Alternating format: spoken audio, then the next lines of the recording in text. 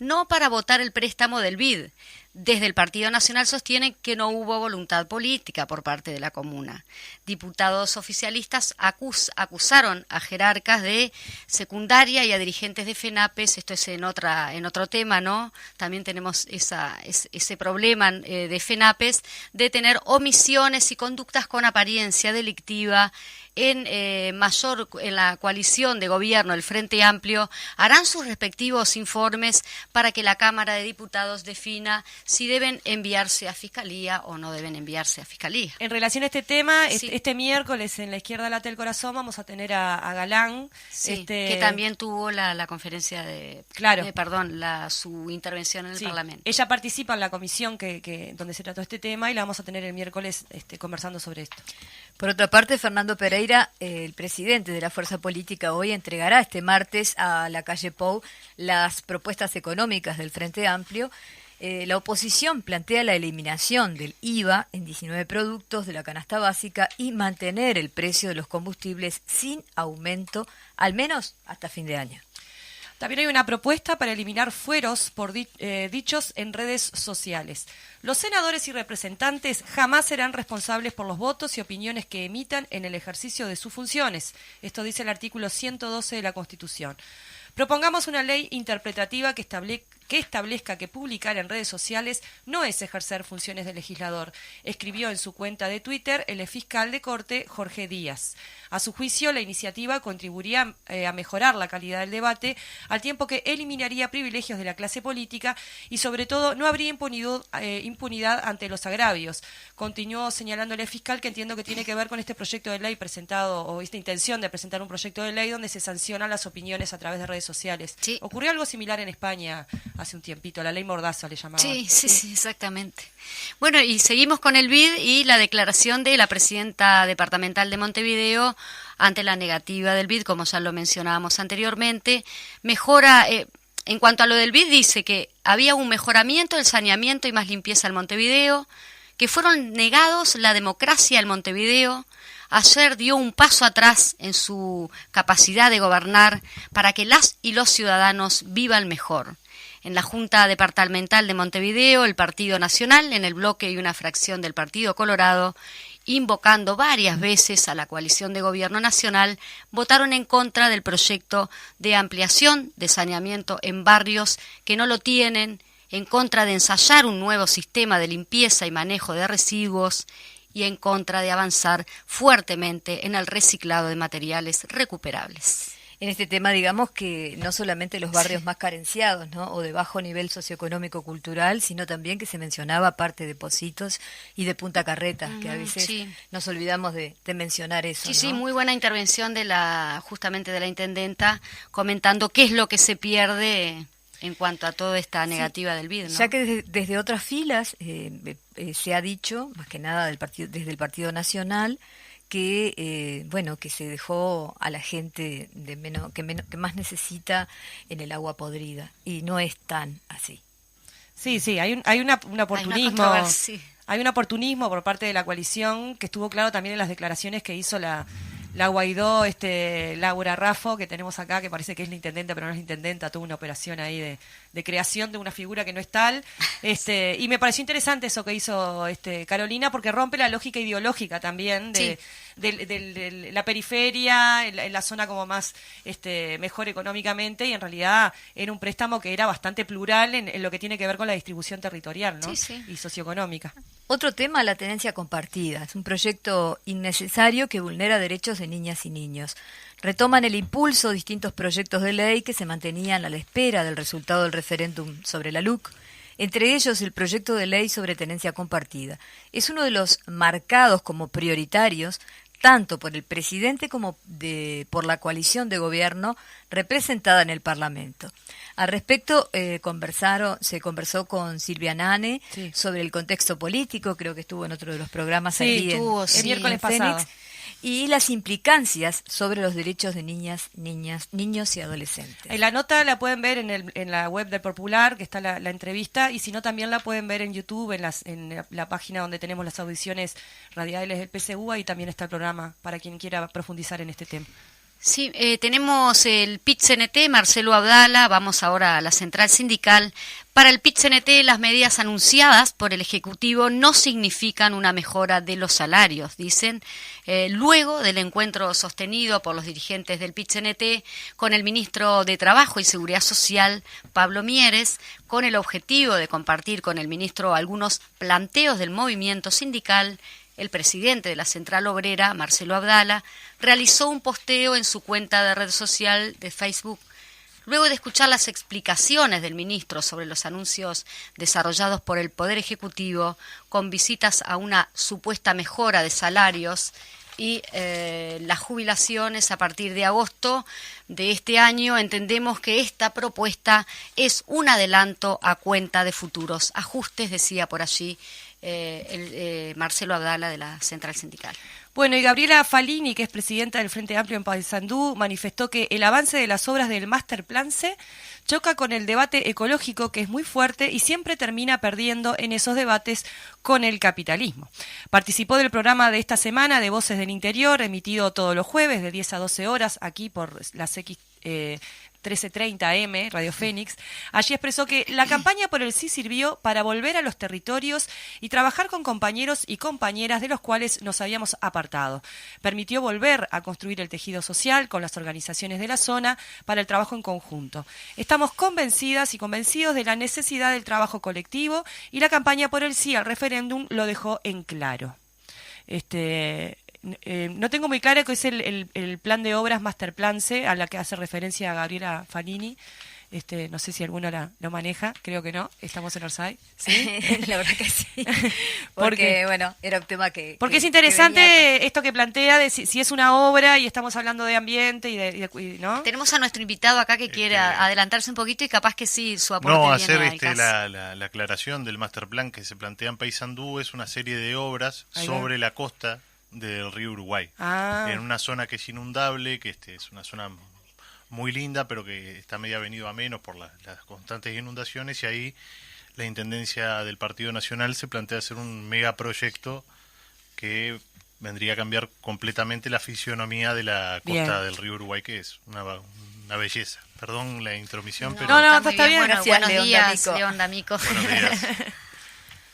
Bueno, y en cuanto a al 50 aniversario del recordatorio que se realizó por los actos en el seccional 20, medio siglo de la muerte del asesinato de estos 8 trabajadores, y bueno, una gran movilización que hubo este fin de semana por allá por Paso Molino. Preciosa, enorme. Bueno, muy emotiva, con mucha participación. Bueno, se dice que muchísima más gente que en otras oportunidades, ¿no? Sí, escuché a algunos de los mayores decir, de los mayores que nosotras, que ha sido una de las movilizaciones mayores en cantidad de gente presente, de todos los sectores del Frente Amplio, incluso también de movimientos sociales. Sí. Eso habla de la pluralidad, si se quiere, un poco, no solamente acotada al Partido Comunista. 10 militantes de izquierda y sociales hablan de la importancia de recordar, construir memoria y levantar perspectiva. Bueno, el sábado se realizó este acto, como decíamos, en la central, para recordar los asesinatos de Luis Alberto Mendiola, José Abreu, Ricardo González, Rubén López, Elman Fernández, Justo Sena, Raúl Gancio y Héctor Chervelli. En este lugar, como decíamos, bueno, muy emotivo, prendiéndome las palabras de María José. Sí, con muy buena participación allí de los oratorios, muy sentidas las palabras. También el Popular estuvo haciendo algunas entrevistas por allí a todos los presentes, tanto de las organizaciones sociales como políticas. Y bueno, sí, la verdad, muy buena actividad, también con un cierre artístico muy lindo y muy emotivo. Y ahora vamos a los 48 aniversario de la Revolución de los Claveles. Eso fue en el día de ayer, 25 de abril, a 48 años. Esto se cumplió en el año 74. El pueblo de Portugal se levanta y derroca la brutal dictadura fascista de Salazar, que lo asoló por décadas. El levantamiento tenía un gran protagonismo de militares, oficiales y soldados, muchos organizados en sus sindicatos, pero también de la clase obrera y los estudiantes, y un papel heroico del Partido Comunista de Portugal desde la clandestinidad y desde el primer día. Allí recordamos también esto, que vaya si es relevante en cuanto a lo internacional. Y en el 74, un año después del golpe de Estado y 2 años después de los hechos de la 20, digo, en esto de poder tener una mirada un poco más amplia de qué estaba ocurriendo en otros lares. Bueno, ¿continúa? Sí, debatirá el Consejo de Seguridad de la ONU situación de los palestinos en territorio ocupado por Israel. Durante la jornada de este lunes, la situación del pueblo palestino ocupará la atención de un debate abierto del Consejo de Seguridad de Naciones Unidas. La instancia transcurrirá teniendo como escenario actual las crecientes denuncias por el incremento de incidentes violentos en Jerusalén, principalmente en lugares de culto religioso. Bueno, y nos vamos a las noticias de Europa en este sentido. Ya pasamos como a la internacional. A la internacional con el tema de, la reelección del presidente Macron. Sí. Reelecto Macron, y la ultraderecha francesa ha sido frenada en su ascenso al poder. Sí, es lo menos peor de... Pero con una votación muy importante. Con una votación muy importante. O sea, subió en votación a las elecciones anteriores, y eso, trae preocupación. Bueno, de acuerdo a los resultados preliminares, en su momento estos eran preliminares, ya están casi los definitivos, de la segunda vuelta electoral de Francia, el líder de la República en Marcha, Emmanuel Macron, logró derrotar a la representante de Agrupación Nacional, Marine Le Pen. La instancia del balotaje transcurrió el día domingo y participaron más de 13 millones de ciudadanos. Y de acuerdo a los primeros resultados del fin de semana, el actual mandatario se alzó con la victoria al obtener cerca del 59% de los sufragios contra el 41% de Marine Le Pen. Bastante amplio el resultado, teniendo en cuenta, por lo menos, si vos leías la prensa de lo que venía de las informaciones internacionales, parecía que la perdía Macron. Sí. Y sin embargo ganó con el 59%. Digo, lo que es la prensa, ¿no? De relativizar, o sea, si bien es cierto que había una embestida que venía creciendo Le Pen, por lo menos leyendo la prensa lo que viene de afuera, ¿no? Era como, gana Le Pen. Sí, será importante, como dice el maestro Ignacio Ramonet, los medios de comunicación. Claro. Cuál es el rol de los medios de comunicación, y en este caso de la derecha, ¿no? Que nos arrasa muchas veces o nos va arreando. Sí. Uno de los que nos ayudó mucho también para que ganara el gobierno que tenemos hoy por hoy. Y que sigue ayudando, ¿no? ¿Vamos al editorial? ¿Te parece, Demiro? Vamos al editorial. Bien. Perdimos. Las montevideanas y montevideanos perdimos. La mezquindad política, el cálculo electorero, la política menor de los partidos tradicionales, una vez más, dejan de rehén a la ciudadanía. Y es que a las clases dominantes, su aparato mediático, su poderío económico, poco le interesa el bienestar popular. Los ediles de la coalición, a excepción de los 2 ediles colorados de Ciudadanos, votaron negativamente el préstamo del BID para saneamiento y plan de limpieza, votaron en contra y con sus votos bloquearon la posibilidad de adquirir el necesitado préstamo para obras e infraestructura. Así, todas las montevideanas y los montevideanos perdimos. Perdimos en la capacidad de mejorar nuestra cotidianidad, mejorando el sistema de limpieza, recolección, reciclaje y deposición final de residuos. Perdimos en la posibilidad de expandir y mantener el saneamiento de la ciudad. Perdimos, en definitiva, calidad de vida, de cuidado del ambiente, de salud, pero perdimos fundamentalmente los sectores más desfavorecidos, los de siempre, los excluidos y olvidados por los grandes medios, aquellos quienes hoy reciben la nota de que no llegará el necesario saneamiento, aquellos que viven en zonas inundables y no saben cuándo una próxima lluvia los desplace de su vivienda, aquellos y aquellas quienes trabajan y viven del reciclaje y ven bloqueada su capacidad de mejorar o de conseguir nuevos empleos. Así, la necesidad de adjudicarse oportunidades electorales a futuro y bloquear el gobierno departamental y la figura de su intendenta primó sobre el bienestar popular. Aquello de que la política debe estar al servicio de la ciudadanía no contó para los defensores de la libertad y el mercado. Perdimos, como vinimos perdiendo también en salario, en capacidad de compra, en mejoras de vivienda, en derechos. Todo por la codicia de unos pocos que no hacen más que enriquecerse a costa del trabajo ajeno. Perdimos también culturalmente. La mezquindad pudo más que una tradición y respeto y vivienda. Perdimos cuando se contempló cada una de sus demandas en la medida de lo posible. Pero el desvelo de la izquierda es el bienestar popular, es pelear por todas y todos los que más nos necesitan, organizadamente, organizando en cada pueblo y en cada lugar de trabajo, en cada barrio, organización por organización. Y por ende ninguna derrota nos dejará de brazos cruzados. Ahora es tiempo juntos a las vecinas y los vecinos de Montevideo de recauzar los proyectos y sacar adelante con movilización y con conciencia un nuevo horizonte para vivir cada día mejor. Bueno, y así terminada la lectura de este editorial del día de hoy, ya tenemos a uno de los invitados en piso, esperando para, el planteamiento que se va a realizar. Y vamos a comenzar con León D'Amico, que nos va a seguir con el tema de en el bloque Memorias del Partido, la historia del 1 de mayo. Bueno, buenos días para todos y todas. Como siempre, un gusto estar compartiendo estos minutos con ustedes. Y bueno, hoy, dado que el domingo próximo es el 1 de mayo, el Día Internacional de los Trabajadores, queríamos hacer un poquito de historia para ver cómo surge esta fecha tan importante para el movimiento obrero internacional. Antes de eso, les quiero hacer un par de preguntas. ¿Cuántas veces le dijeron Feliz Día del Trabajador? Todos los años. Todos los años. ¿Sí? Se dice Día del Trabajo desde algunos lugares, o Día del Trabajador desde otros.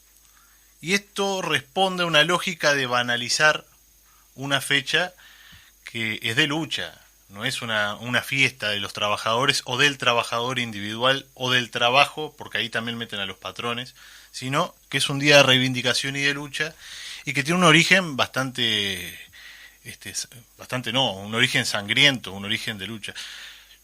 Estaba pensando ayer armando la columna y pensaba que por ejemplo, el 8 de marzo, de un tiempo a esta parte, pero no hace mucho tiempo tampoco, las compañeras organizadas empezaron a imponer de que no se dijera más feliz día, enseñándonos, sobre todo a nosotros los varones, de que no es un día no es un día feliz ni un día para hacer regalos. Hace muy poco se regalaban flores, rosas y cuestiones, lo tomaban como una fecha, como el Día de la Madre, como el Día de la Mujer. Exactamente.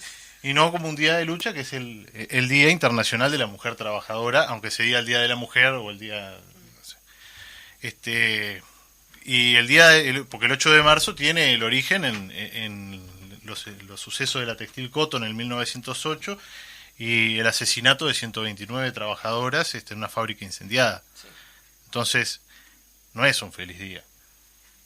Sin embargo, esto ahora tiene una mucha fuerza, y está bien que así sea, pero el Día de los Trabajadores ha ido como perdiendo, o por lo menos se trata desde las clases dominantes de que pierda ese origen de lucha para pasar a ser un feriado más, y hay muchos, incluso compañeros, que están muy enojados porque cayó domingo.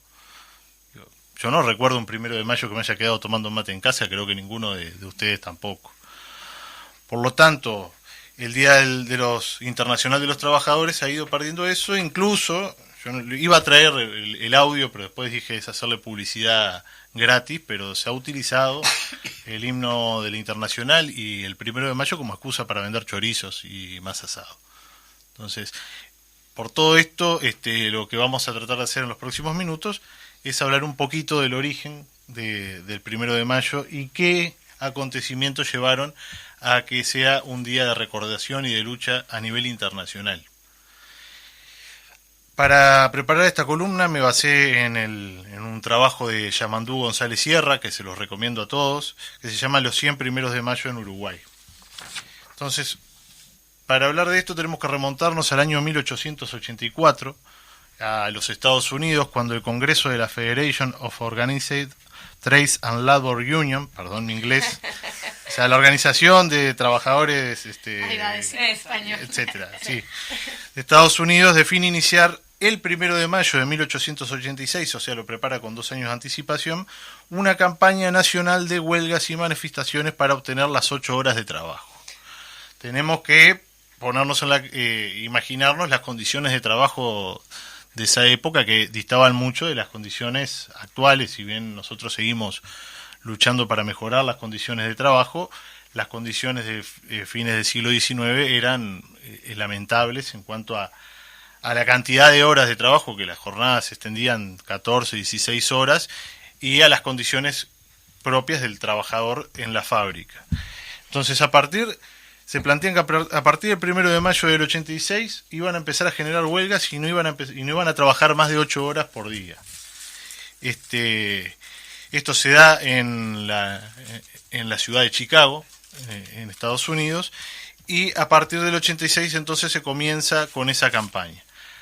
Previo al 1 de mayo de 1886, el 25 de abril hubo un meeting con más de 25.000 trabajadores en la ciudad de Chicago, donde hacen uso de la palabra August Spies y Albert Parsons, que van a ser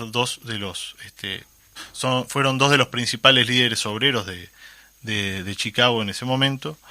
Y el 1 de mayo del 86, unos 40.000 obreros en huelga, encabezados por Albert y Lucy Parsons, desfilan por el centro de Chicago, siendo controlados, digamos, por un fuerte contingente represivo. Se calcula que había unos 1.350 miembros de la Guardia Nacional armados a guerra. O sea, había una situación de conflicto social muy fuerte, y se empiezan a notar provocaciones por parte de las fuerzas represivas del Estado. Una cosa que es importante marcar es que todas estas movilizaciones estaban autorizadas previamente por las autoridades de la época. Muy bien, llegamos al 3 de mayo de ese mismo año, y en la fábrica de maquinaria agrícola de McCormick, que se encontraba en huelga desde febrero de ese año, estaba trabajando con rompehuelgas en la fábrica. A eso se da una manifestación de los obreros despedidos y de los sindicatos de Chicago, y se da un enfrentamiento entre los obreros despedidos y la policía, que termina asesinando a 6 obreros en ese enfrentamiento. A partir de esto, al otro día, el 4 de mayo, hay una protesta contra la violencia policial en la plaza de Haymarket. Y de vuelta es un acto autorizado. Este dato no lo tenía, pero lo estuve viendo en la bibliografía consultada, y sí, era un acto autorizado. Van a protestar por los hechos de la fábrica McCormick, y cuando se está terminando el acto, la policía entra a disolver la manifestación, y en ese momento estalla una bomba que mata a uno de los policías y hiere a unos cuantos más, y a partir de eso abren fuego contra los manifestantes, matando a 38 obreros y dejando 115 heridos.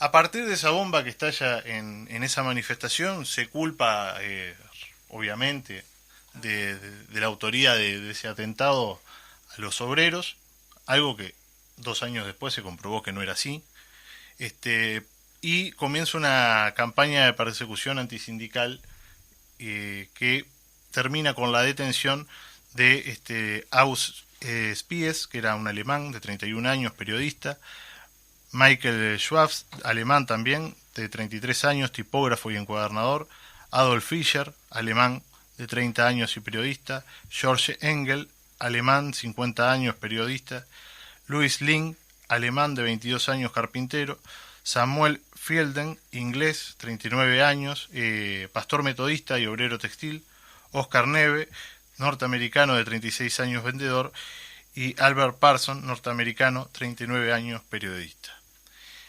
Se los detiene y se los lleva a juicio, un juicio que está que la prensa obrera de la época habla de que era una cosa tremenda, lo arreglado que estaba, porque se eligen jurados específicamente predispuestos a ir en contra de los inculpados porque se buscaba una sanción ejemplarizante.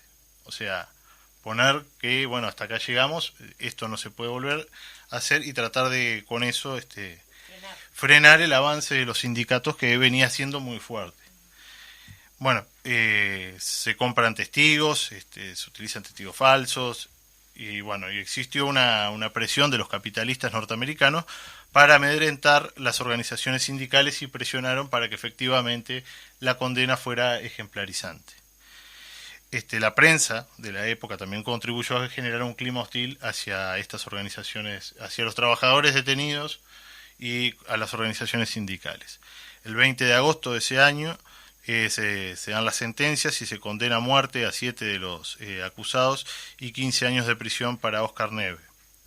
El 11 de noviembre de 1887 fueron ejecutados Albert Parson, August Pies, Adolf Fischer y George Engels. A Michael Schwabs y Samuel Feldman le conmutaron la pena por cadena perpetua y Louis Link apareció muerto en su celda y se dijo que se suicidó, aunque nunca se pudo comprobar del todo. Depende la bibliografía que se consulte. Algunos dicen que se suicidó y otros dicen que fue inducido al suicidio o directamente asesinado.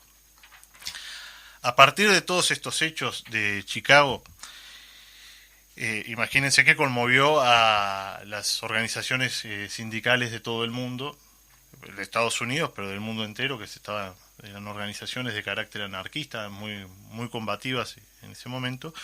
Y en Estados Unidos, en 1888, se fija que a partir del 1 de mayo de 1890 se iba a quedar como una manifestación fija en recuerdo a las luchas por las 8 horas y en reclamo de mejoras de condiciones de trabajo.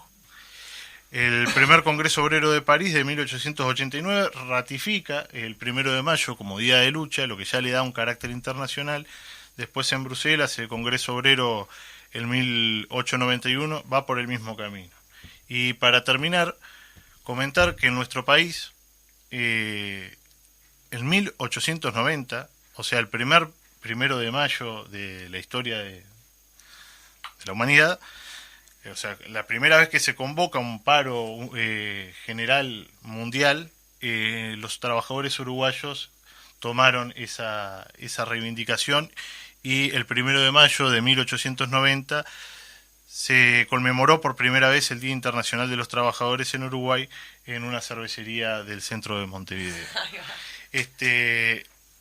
No lo traje para hoy porque ya tuvimos la experiencia el martes pasado que estaba el compañero Canesa y habló muy poco, se nos iba a ir muy largo y creo que ya estamos en hora, pero en el trabajo que les comentaba de los 100 primeros de mayo de Yamandú González Sierra, hace una selección de cómo trató la prensa uruguaya ese 1 de mayo, y toda la prensa reaccionaria, y con esto vamos terminando, pedía por favor a la policía que no permitiera que agitadores extranjeros vinieran a romper la paz y a traer ideas que nada tenían que ver con las tradiciones de este joven país. Los invito a que lo busquen, está en internet este trabajo, si no yo se los puedo hacer llegar.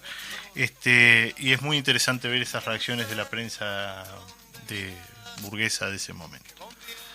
A partir de 1890, entonces, en Uruguay se conmemora el Día Internacional de los Trabajadores, se conmemora a los mártires de Chicago y se conmemora a todos y todas aquellos que dieron su vida luchando por mejores condiciones de trabajo para todos y todas.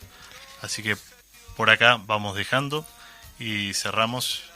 Nos hablamos el martes que viene. El próximo martes. Así, bueno, despedimos de Memorias del Partido a León D'Amico en esta historia del 1 de mayo.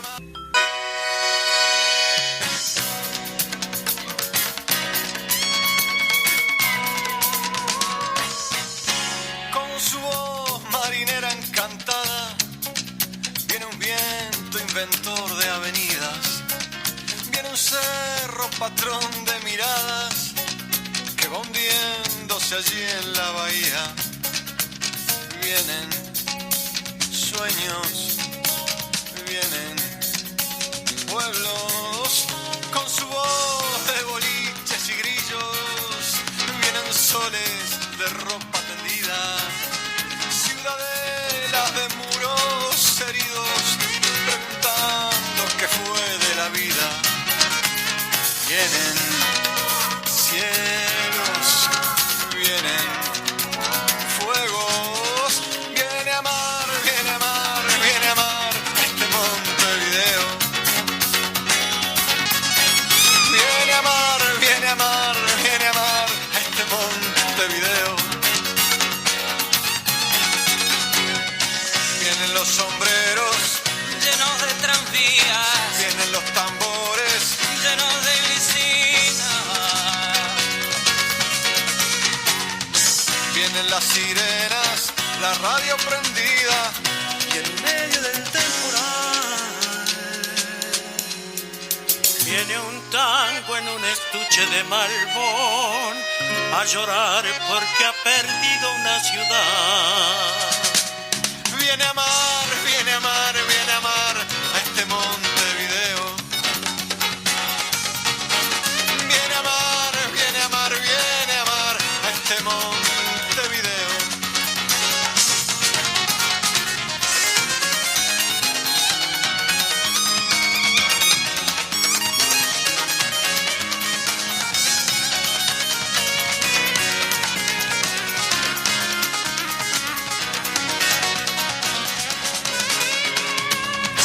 Vienen navidades, gorriones antiguos, cantores de carnaval, esos techos de rambla infinita, esas voces con techos de nada.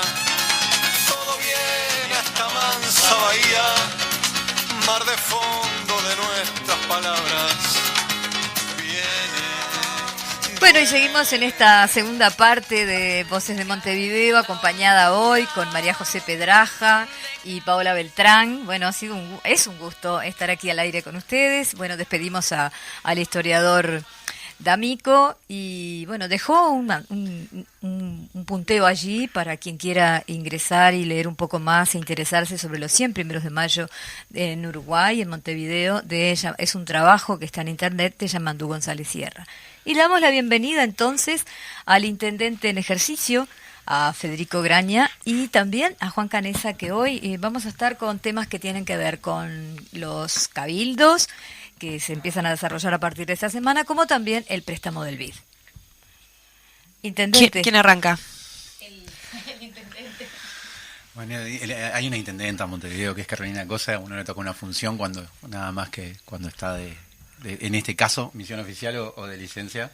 A veces cuesta escuchar esa palabra de intendente, aunque sea interino en ejercicio. Pero más allá de esa pequeña broma, en realidad sí, nosotros hoy veníamos a comentar un poquito la situación o en realidad la etapa que se inicia ahora en Montevideo, que nosotros preferimos llamarla Montevideo abierta en este proceso, que es la instancia de participación que prevé la Ley de Descentralización y Participación Ciudadana, que se da en los distintos municipios y sobre todo en la reglamentación que hace el gobierno departamental de Montevideo en su momento, que es la instancia de cabildos como instancias, por un lado, de rendición de cuentas del gobierno municipal, de ese consejo municipal, de cada uno de los territorios, y por otro lado también de construcción de las posibilidades de proyectar nuevas acciones en el territorio, ya sean desde políticas, bueno, son todas políticas públicas, pueden ser de diversas áreas, desde que van desde obra de infraestructura a una cantidad de políticas sociales que también se desarrollan en el territorio a través del gobierno departamental. Son amplísimas, ¿no? Van desde la salud hasta acciones vinculadas a la violencia de género, pasando por políticas de juventud, deportivas, culturales. Entonces, la idea madre de esos cabildos, que la normativa, específicamente la reglamentación del gobierno departamental de Montevideo, en lo que es el artículo 30, define muy claramente, y creo que de una manera muy inteligente, cómo deben realizarse esos cabildos, ¿no? ¿Por qué digo de una manera inteligente? Porque primero define quiénes deberían participar y quiénes tendrían que tener voz en ese cabildo, para que no es simplemente una rendición de cuentas de un gobierno municipal, sino tiene que haber un espacio en donde concejalas y concejales vecinales, a través de las formas que ellos definan, que puede ser la voz del presidente o presidenta del consejo o de alguna delegación, tenga voz en ese cabildo, las organizaciones sociales de la zona, y bueno, esto está establecido en la normativa, y además es tan inteligente que establece que el cabildo es una forma, y la forma institucional que se da, pero promueve a esa instancia de cabildo la posibilidad de hacer instancias anteriores. No obliga, pero sí promueve. Y es así que algunos gobiernos municipales en el territorio lo que hacen son instancias que denominan usualmente como precabildos, sí, en la que se dividen o por temas o se dividen por una división más territorial, ¿no?, de cada centro comunal zonal, y con eso también van ampliando el proceso de participación y van sobre todo preparando de una forma mucho más organizada la sistematización del cabildo. ¿Por qué? Porque en realidad tiene que ser un espacio de construcción de política pública, además de, como decía, un inicio de rendición de cuentas. Y no el mero hecho, que también es correcto, pero no puede ser solo un espacio en el que uno podría decir de catarsis de demandas y no generación de propuestas. ¿Que es válido que haya demandas y que es válido que haya reclamos sobre algún incumplimiento? Sin duda, pero en realidad el objetivo del cabildo es superar esas situaciones de demanda para generar una respuesta que sea construida de la forma más amplia y participativa posible. Sí, el tema de los precabildos, que también depende mucho de los distintos territorios, de los niveles de organización, del desarrollo de las organizaciones sociales en los territorios. Yo estoy en el D, por ejemplo, y hay 2 precabildos diferentes en distintas zonas del territorio, porque hay municipios que son muy grandes. Entonces entiendo que esto también de que tengan movilidad los precabildos, que no sean en un solo lugar como concentrado, ayuda también a que las distintas realidades dentro de un municipio se puedan expresar y después lleguen juntas sistematizadas al cabildo, ¿no? Sin duda, yo creo que es una herramienta que, por eso digo, la reglamentación de la ley invita a hacerlo, sí, no obliga a hacerlo, pero muchos estamos convencidos y convencidas de que es la mejor forma de ampliar los procesos de participación. No es solo cumplir con lo básico, claro, con lo mínimo básico. La cuestión burocrática de hacer lo que... Claro, sí, sino ampliar de verdad esas construcciones. La forma después de organización de esos precabildos ha sido diversa. Como muy bien lo planteas, más allá de los tamaños, del punto de vista físico del territorio, también las realidades de cada uno de los municipios de Montevideo son muy distintas. Sí. En lo que tiene que ver con infraestructura, en los niveles organizativos, en las cantidades de servicios que tienen, uno podría tomar cualquiera de los municipios que algunos llaman de la periferia o los de la centralidad, y en realidad vas a encontrar espacios de periferia también en algunos que son de la centralidad. Entonces, por ejemplo, el problema de personas en situación de calle es un problema que si bien se está viendo ahora en todo Montevideo cada vez más, sí se concentra por esta cuestión de los servicios y una cantidad más en los municipios centrales.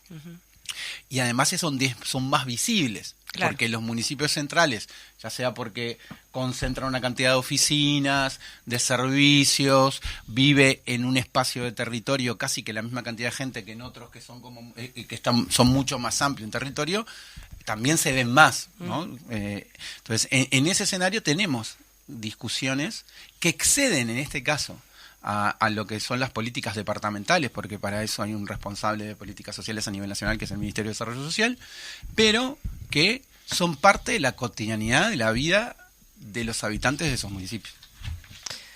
Perdón. Hola. No, perdón. No, porque me incitó Fede con lo que decía a agregar. Primero sobre el final, ¿no? O sea, también son distintos porque no gobierna la misma fuerza política y como es el intendente hoy tiene que cuidar ciertas formas, pero de verdad que no gobierne la misma fuerza política en todos los municipios hace que no sean iguales las cosas, ¿no? O sea, hay distintos conceptos y concepciones sobre la participación. Y la otra cuestión que capaz que obviamente es discutible, pero para decirlo así medio a lo bestia y como removedor, probablemente este es uno de los casos en los cuales la ley, la norma, porque nosotros tenemos un decreto que fue aprobado, o sea, la reglamentación de la ley fue aprobada antes que la ley en Montevideo. Se aprobó en diciembre. Claro, porque se aprobó antes que se aprobara la ley. O sea, en su momento, el intendente Erlich, o sea, el Frente Amplio en el gobierno, mandó a la Junta, por intermedio de Ricardo Erlich, un proyecto de decreto previendo que se iba a aprobar una ley de descentralización.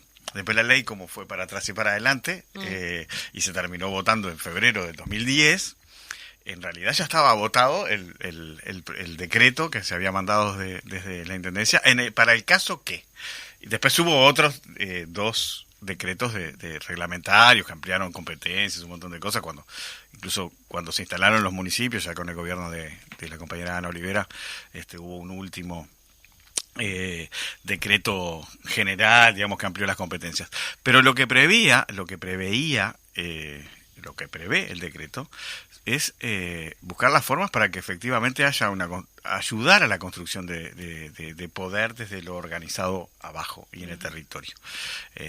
Y en ese sentido, por eso no son solo rendiciones de cuentas, por eso también son instancias de propuesta, incluso con la necesidad básica de cómo se construye un presupuesto, por ejemplo, que el presupuesto no es solo cifras, el presupuesto es orientaciones generales. Por eso dice que los cabildos tienen que ser convocados por el alcalde en nombre del consejo, o la alcaldesa en nombre del consejo municipal, coordinando con los consejos vecinales de cada municipio la forma en que se lleva adelante esos cabildos. Y por eso es muy importante estar en las fechas que tocan ahora, en el cabildo de cada uno de nosotros y nosotras, pero además promover la participación de todo lo que está organizado allí, porque a veces no se sabe que hay estas posibilidades.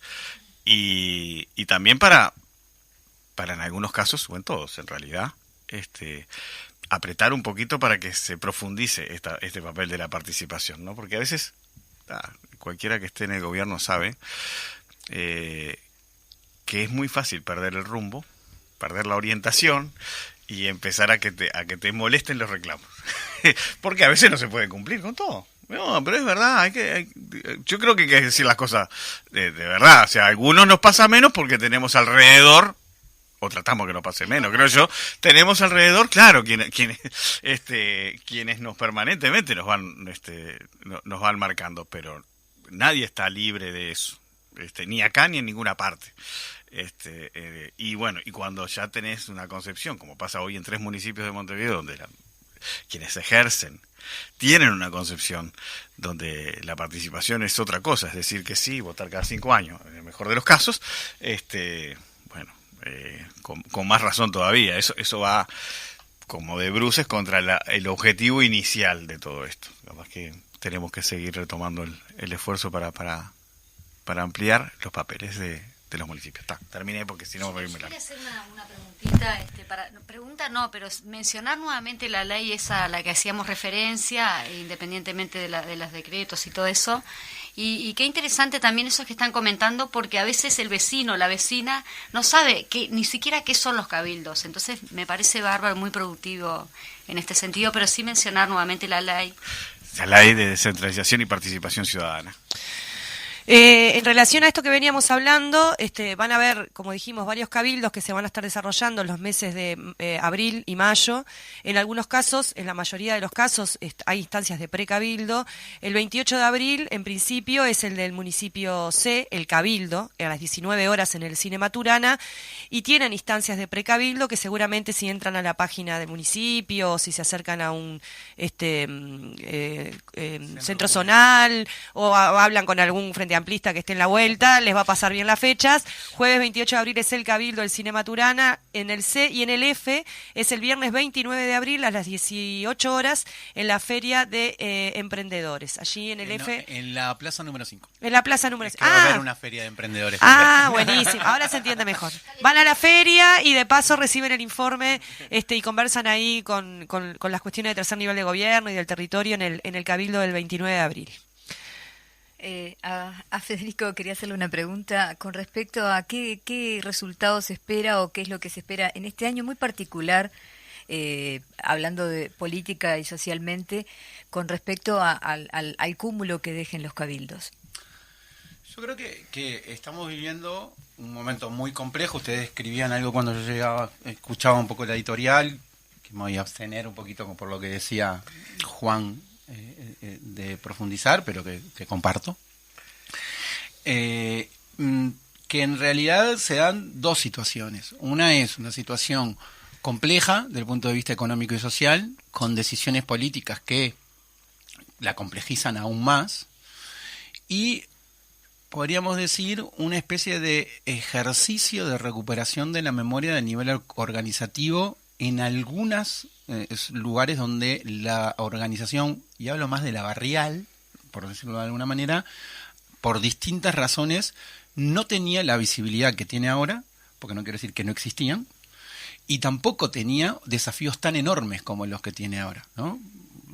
Solo pensar en cómo se generó una red de ollas populares que tuvo que darle respuesta a la situación de carencia alimentaria de parte de la población, con organizaciones que no trabajaban eso, o sea, que después terminaron generando eso y que hoy también se están pensando qué más pueden hacer, además de dar un aporte solidario a la alimentación de vecinas y vecinos de su barrio y de su zona. En realidad es una realidad que es distinta a la que estábamos. Y también genera la posibilidad de profundizar los procesos organizativos, como decía un poco Juan, ¿no? Entonces, ¿cuáles son los resultados? Lo que esperamos. Los lógicos en algún aspecto, ¿no? Primero en que vamos a tener instancias de reclamo muchos de ellos justos. Vamos a poder generar un proceso de sistematización del avance y del impacto de las políticas que se han desarrollado durante este año y medio de gestión. Y lo digo que lo vamos a poder hacer desde una visión departamental con la construcción que hacen en cada uno de esos territorios. Un ejemplo, no es lo mismo el despliegue del plan ABC en los territorios de la periferia que los de la centralidad, porque la realidad implica que ese plan fue hecho hacia cierta parte de la población que vive en asentamientos, tiene situaciones mucho más complejas de acceso a derechos. Entonces, el despliegue está ahí. Si bien hay otras acciones en este ABC Plus que venimos ahora a empezar a desarrollar, que van a tener una visión más global en lo departamental, pero de vuelta con un énfasis muy fuerte en los territorios en donde el acceso a derechos es quizás menos complejo, más complejo. Y en ese escenario nosotros creemos que nos va a dar un paneo muy claro de la realidad por cada uno de los territorios. Y a su vez, por eso es una definición que el gabinete, la intendenta y el gabinete departamental tomó, de la presencia de todo el gabinete en, no solo, yo diría el equipo de gobierno, que va más allá del gabinete, en estos cabildos. Antes, esto se hacía antes, con un matiz, que por ejemplo había en el mismo día algunos cabildos, entonces quedaba parte del gabinete en el cabildo que había comenzado, se iba al otro cabildo, la intendenta o el intendente, con otra parte del gabinete. Entonces tomó la definición de que fueran uno por día y quedarnos más tiempo, sobre todo para escuchar, que todo el gabinete escuche la participación de vecinas y vecinos. Que obviamente antes hacía el traslado de lo que sucedía, pero no es lo mismo, creemos que es mejor, porque también las visiones que tiene cada uno de los miembros del gabinete debido a sus responsabilidades que tienen que desempeñar, nos permiten una discusión después mucho más fuerte. Cuando digo fuerte es profunda, con mucho más sustancia en la definición de las políticas cuando uno está presente, y porque no es solo el traslado. La comunicación no es solo contenido. Claro. La forma de la comunicación también te transmite mucho de la necesidad de las personas, ¿no? Uno se da cuenta, porque uno no expresa las mismas cosas, teniendo en cuenta los niveles de urgencia que tiene, de la misma manera. Y acá no estoy hablando de la necesidad de gritos, sino estoy hablando de, uno se da cuenta de verdad lo que significan algunas cosas que parecen pequeñas acciones, que no son grandes obras de infraestructura, pero que le modifican la vida a una comunidad en un territorio. Sí, eso se visualiza mucho en esta administración de Carolina, de la cuestión capilar y del contacto directo también del gabinete en general con los territorios, con la gente, con lo que está pasando, y el plan ABC ahí tuvo un rol muy importante, que estaba definido de todas maneras en el programa para Montevideo de Frente Amplio, cuando se discutía en relación a esto, de la importancia del apoyo a las situaciones de emergencia que sabíamos que iba a pasar, la quita de presupuesto que iba a venir del gobierno nacional, o sea, más o menos teníamos una idea. El programa lo establecía. Lo establecía el programa, sí. El ABC... Sí, porque sí. no Después hay eso se dibuja en algo concreto. Claro, estamos de acuerdo. Un día podemos hablar de la historia de cómo nació ese ABC, pero en un tanta de las recorridas que estábamos haciendo en la campaña, sí, termina una recorrida y al equipo, que sobre todo el de suplentes con algunos actores más, termina la recorrida y dice, preciso que consigan un local para reunirnos entre recorrida y recorrida. En una hora, porque tengo algo que plantearles. Y en realidad lo que hace ella es nos plantea la interpretación del programa, en qué acciones deberíamos bajarlo, y ahí se empieza a conformar el ABC. Claro. Eso es lo que tiene que hacer, justamente, interpretar el programa y transformarlo en acciones y políticas concretas. Y parte de esa interpretación del programa surge de las recorridas propias en el proceso de la campaña. Sí, sí. Muy bien. Bueno, volvemos con Juan Canessa, que cuando lo presentamos dijimos Intendencia de Montevideo y no aclaramos que está en la coordinación institucional del organismo. Bueno, sí, ahora en eso uno está donde lo mandan. Básicamente, ¿no? Háganse cargo, ¿están donde están? Básicamente, porque claro, es eso, Claro. Es esa la cosa, ¿no? Es el lugar de militancia. Es el lugar de militancia. Es uno de los espacios de militancia que nos toca, claro. Está bueno, no olvidarse. Pensando en esto, creo que son momentos también importantes para nosotros. Fede ahora decía, no es lo mismo la forma en que se transmiten las demandas. Esto es clave. Y es clave que efectivamente había una parte del equipo de gobierno que por forma de pensar las cosas, digamos, por concepción, ya lo hace naturalmente, independientemente de donde esté, o lo hace, tratamos de hacerlo. Hay otra parte que hasta por las tareas que tiene, está mucho más metido en la cosa interna. Entonces, al estar en el territorio, en estos momentos donde además están las personas claves, digamos, porque son representantes de organizaciones, de organismos, de la institucionalidad social y de la construcción política de un territorio, está muy bueno, porque en realidad de repente viene alguien a hablar con Fede de tal cosa y le dice, para que ahí está el director o la directora de tal cosa o tal otra. Ahí ya se presentan, queda un vínculo, se va formando, y hay algo que Carolina ha insistido en las últimas gabinetes ampliados que se hicieron para cuando se cumplió un año de gobierno, y uno que hubo hace poco, donde de alguna manera lo que ella trasladaba con una anécdota era nunca hay que dejar de tener en cuenta cómo está viviendo y lo que está viviendo y lo que está sintiendo las personas a las cuales nos debemos, y como el programa dice, específicamente, digamos, las mayorías que están hoy pasando por momentos jodidos. Yo quería aprovechar este minuto que queda para comentar algo, porque la semana pasada nosotros vamos a estos cabildos no en cualquier situación, y en algunos barrios más, aunque en realidad tocó a todo Montevideo. La semana pasada, el jueves pasado, en la Junta Departamental conseguimos 20 votos y precisábamos 21 para un crédito del Banco Interamericano de Desarrollo, para el proyecto de lo que llamamos Programa de Saneamiento Urbano 6, lo que hubiera sido, creo que el 9º o 10º crédito, porque en realidad el PSU4 tuvo 3 créditos, con el BID desde hace 40 años, en distintas circunstancias, con distintos gobiernos.